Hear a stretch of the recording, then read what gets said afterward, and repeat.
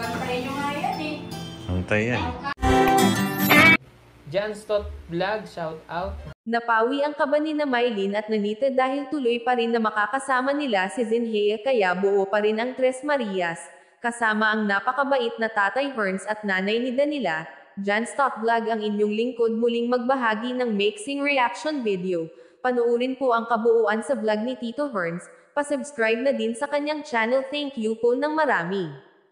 Masaya ang Tres Marias habang kumakain sa una nilang araw sa bago nilang nilipatan at habang kumakain nagbibiroan ang mga ito maging si Nanita napatawa niya sina Ma'am Nida, at grabe may mamamahan pa pala sila na si Mang Jun, ang Kate wala ni na Sir Paul at Ma'am Nida. Biro pa ni Ma'am Nida na bantay daw nila di umano ito.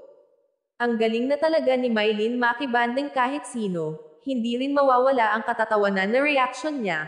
Pakabait kayo Mylene at Nanita mag-aral ng mabuti dahil yun lamang ang natatangi niyong sukli sa kabaitan ng nanay-nanayan at titay-tatayan niyo maging sa buong pamilya ni Sir Paul Pugong Biyahero. Ayan po si Mama Jun, no? Ako po ang yaya nila.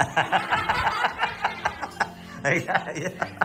Papa Jun ang tawag nila kay Jun eh. Ito kalangan yan. Oo, bantayan nyo nga yan eh. Antay yan.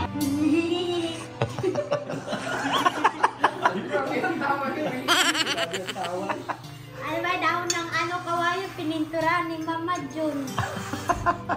Ito po yung unang araw namin kumain dito. Nahagok pala ito si Ninita. Hindi na. Lakas ha. Lakas daw eh. Sunod ko kayo makapili. Umago. Siguro Ang po hilik niya. Isa tayo.